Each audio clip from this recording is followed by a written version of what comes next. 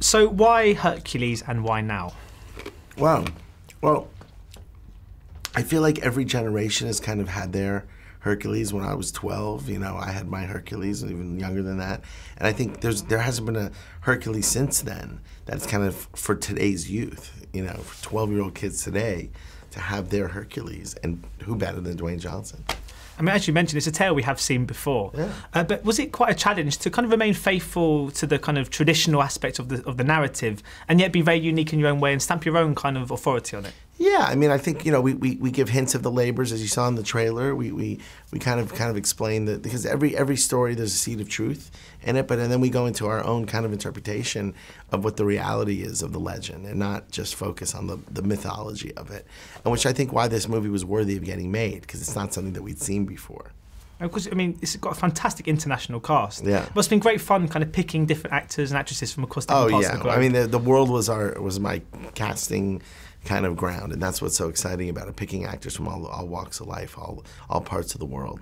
Because I mean, you sort of mentioned earlier, the Transformers has made more money in China than it did in the US, which is kind of remarkable. Yeah. Is that now something that filmmakers and studios have to bear in mind when they're making movies? Absolutely. I mean, you're making a film for a global audience, especially a movie with, you know, with this story, with this scope. Absolutely, a global film. You need to be sensitive to what the world is looking for, not just the US. Because, I mean, obviously the film was shot in Budapest, and that seems to be something we're seeing more and more of these days, is big kind of Hollywood movies being moved across and shot in Europe. Yeah. But why do you think that is? Why do you think there's been that sort of shift of late?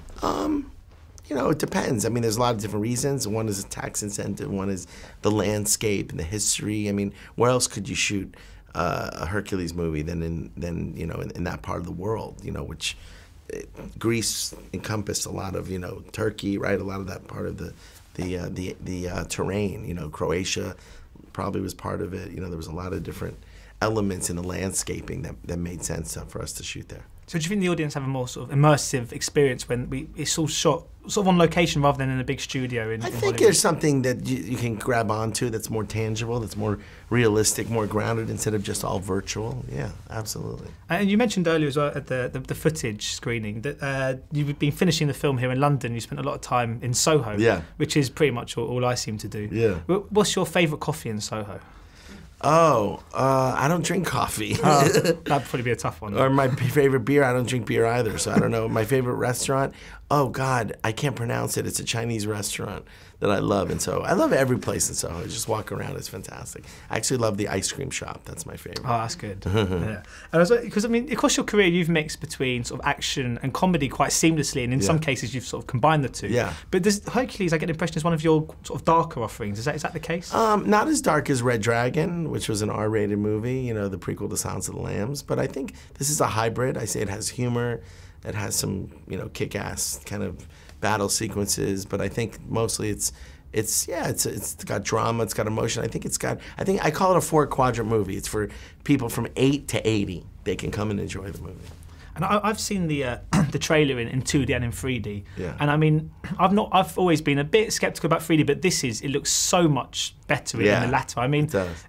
I was just wondering, what do you think that adds to this? And was there any sort of new challenges for you as a filmmaker in trying that out? It's because I designed the movie to have such scope, with such huge landscapes, with such huge. So when you have the depth, the 3D really, you know, you can own it. You know what I mean? You can really own it. And I think that, you know, even though I didn't shoot it practically in 3D, I designed it as a 3D film. It's meant to be seen in 3D.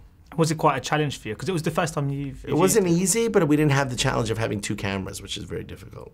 Yeah, so what can we expect from you now? What's coming up for you in the pipeline? Oh God, more movies. Just keep making movies. It's my dream. It's all I've ever wanted to do, and it's probably the only thing I know how to do. I'd probably have to work at McDonald's or some coffee shop in Soho if I didn't make movies. So I love it. And how about Hercules as a potential franchise? You hoping this could be a character? I hope so. I would love to work with Dwayne again, and this entire cast is fantastic. And just to sort of go back a minute in regards to Dwayne, you were mentioning that there's some humour in this. Yes. Is he allowed, because he's got such brilliant comic timing. We saw it in Pain and Gain. He can be so funny. He was fantastic. Has he been allowed in this feature to explore that side? To an extent. I mean, there's tonally a shift. It's very different than Pain and Gain, but I think he definitely had his moments, as you can see in some of the material. You know. So what do you think it is about him that, I mean, because obviously we're comparing him to some fantastic people of old. He's the biggest international star we have. I mean, he relates to everybody. He's got, you know, strength and power and intellect and comedic timing. He's just a fantastic star to work with.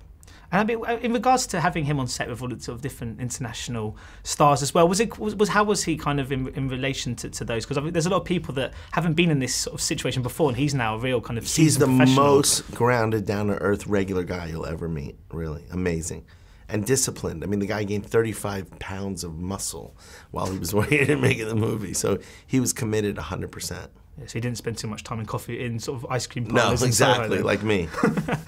Well, thank you so much for your time today. Much appreciated. Appreciate it. Great. Cheers.